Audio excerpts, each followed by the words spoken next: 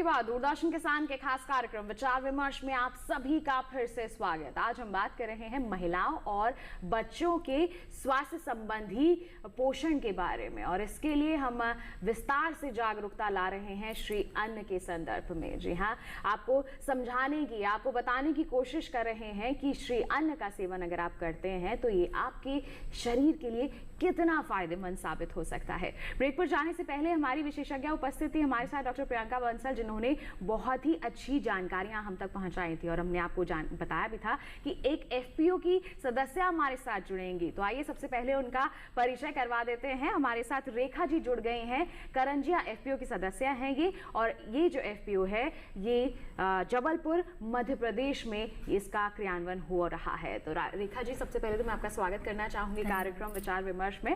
आपसे ही जानना चाहूंगी, करंजिया फार्मर्स प्रोड्यूसर ऑर्गेनाइजेशन, आपके एफपीओ के बारे में आप विस्तार से बताएं कि क्या करता है आपका एफपीओ। सभी को नमस्ते। मैं रेखा पंद्राम एफपीओ करंजिया प्रोड्यूसर एफपीओ से जुड़ी हूँ और उसकी सदस्य हूँ।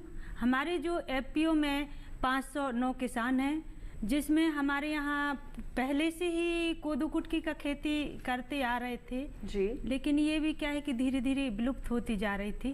फिर हम उनके साथ उन्नत तरीके से खेती करना शुरू किए, जैसे कि अनाज और बीज में पहले अंतर नहीं समझते थे कि बीज क्या है और अनाज क्या है। क्या है कि हमारा जो क्षेत्र है ट्राइबल क्षेत्र है, पिछड़ा क्षेत्र है डिंडोरी जिले, उसमें फिर हम लोगों ने कोदो कुटकी को उन्नत तरीके से खेती करना सिखाए, बताए उनको, और कैसा बीज उपचार करना है, और उसमें सोया टॉनिक डालना, अमृत पानी, कंडा पानी, इस तरह से उसमें हम लोग खाद तैयार करते हैं, जैविक खाद, और उसमें हम डालते हैं। इससे अभी की स्थिति में क्या है कि हमारा उत्पादन बढ़ रहा है।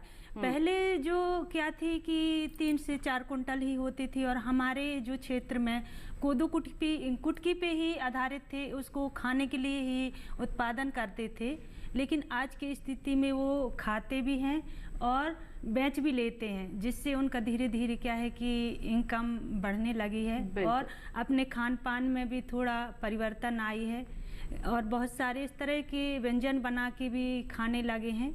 इससे हमारे बच्चों को, हमारे जो महिलाएं हैं, उनकी स्वास्थ्य में भी सुधार आ रही है। बिल्कुल, पहले जो के क्षेत्र बिल्कुल खेती से ही अपनी आमदनी अर्जित कर रहा था, अब बदलाव आया है एफपीओ आने के बाद। यहाँ पर बिकवाली भी की जा रही है, साथ ही साथ अपने निजी जो अपने जीवन में भी बदलाव लाया गया है। अलग अलग तरह के व्यंजनों का यहाँ पर सेवन किया जा रहा है, जिससे स्वास्थ्य को बेहतर बनाने के प्रयास भी किए जा रहे हैं। तो हम कह सकते हैं कि करंजिया एफपीओ एक बहुत ही बेहतरीन भूमिका निभा रहा है। यहाँ पे व्यंजनों की बात हो रही है, तो शेफ कुशा का मैं यहाँ पर रुक करना चाहूंगी। आपने जिक्र किया कि आप अपने होटल में तीनों ही मील, चाहे ब्रेकफास्ट हो, लंच हो, डिनर हो, उसमें समावेश करने की कोशिश करते हैं कि आप श्री अन्न का इस्तेमाल कर सके, मिलेट्स को शामिल करते हैं आप। बहुत सारे व्यंजनों के बारे में भी आपने जिक्र किया था, लेकिन बहुत मुश्किल हो जाता है बच्चों को इनका सेवन करवाना। तो बच्चों के लिए खास तौर पर कुछ व्यंजनों के बारे में और थोड़ी सी रेसिपी के बारे में मैं आपसे जानना चाहूंगी, ताकि जो हमारी माताएं देख रही हैं, अभिभावक देख रहे हैं हमारे इस कार्यक्रम को, उनके लिए आसानी हो सके।